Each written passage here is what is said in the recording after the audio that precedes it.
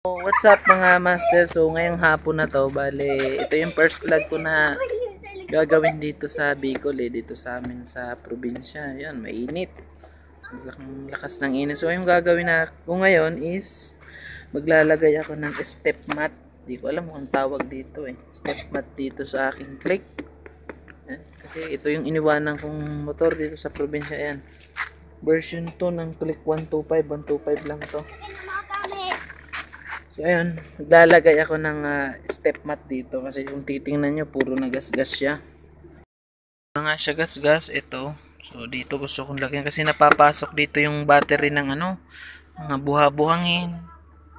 Ito bala ko rin tong lagyan ng fiber ito. Itong. So ayun mga master, ang una nyo lang gagawin is kumuha kayo ng karton tapos ihubog nyo dito. Hindi kayo ganong kagaling, gaya ko na hindi naman ganong kagaling. So DIY lang to Yung naghubog ako ng karton tapos ginupit ko na gagaya to para kung magkamali hindi pa yung actual na gagawin nyo. So ayun, papakita ko sa inyo yung ginawa ko tapos yung sa mating na talaga. So ito.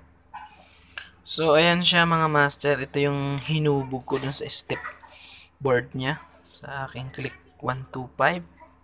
Yan, kung makikita nyo parang ganyan na ganyan yan. Ganyan na yan. Sorry.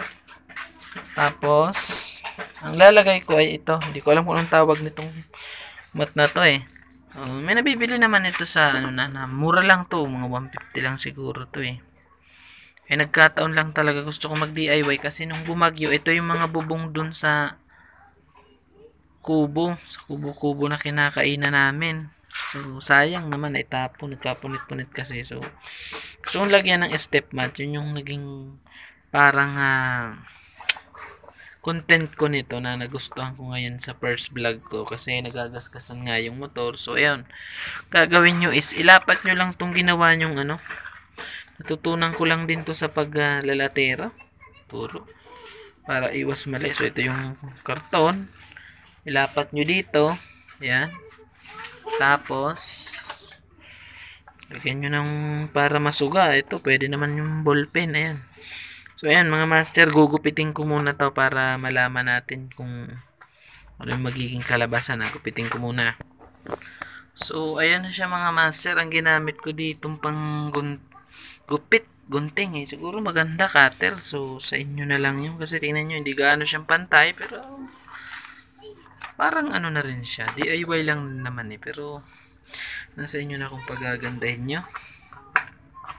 So ayan, papantay-pantayin ko na lang din yung mga yan, mga kasi nga gunting.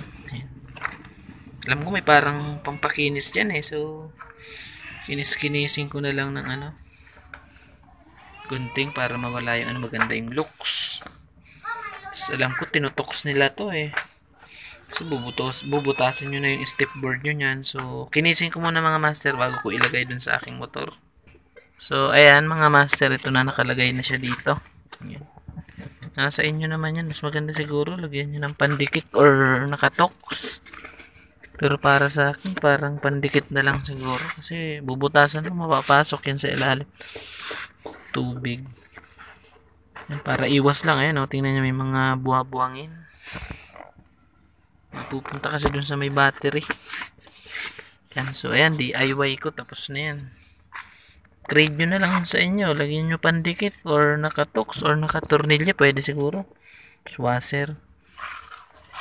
Tapos, ayun nga. Bibiglan ko din to ng review kasi tagal ko nang gustong bigyan ng review to kasi 2 times na akong nasiraan ng battery. Mag 2 years pa lang to by April. Di ko alam kung paano. Then, siguro sunod kong vlog. Ayaw ko kasi lagi naka-headlight to Siguro yung dito na lang. Parang eyelid niya. So, gagawin ko rin ng vlog yun. Di-disable ko to. So, may gusto kong gayahin kasi yung style ng NMAX. Naka-headlight siya pag tumakbo lang. Automatic, nakaaho pa rin siya. Di gaya nito ni Click. Mag-i-start ka pa lang, nandyan na. So, nako-complement yung supply ng kuryente. So, ayan lang siguro mga master ngayon kasi yung pinaka ko talaga is ito. So, ayan. DIY ko ng mating step board. So, abangan nyo yung review ko nito saka yung upgrade na gagawin ko habang na andito tayo ngayon sa mga Bicol. So, salamat mga master. Huwag nyo nga palang kalimutan mag-subscribe, like, and share at huwag kalimutan pindutin ang notification bell para mas updated pa kayo sa mga susunod na vlog at video kong gagawin. So, ayun, salamat mga master. Wala pa rin siyang plate. Ayan, temporary pa din. Pure stock siya. So, ayun lang mga master. Salamat.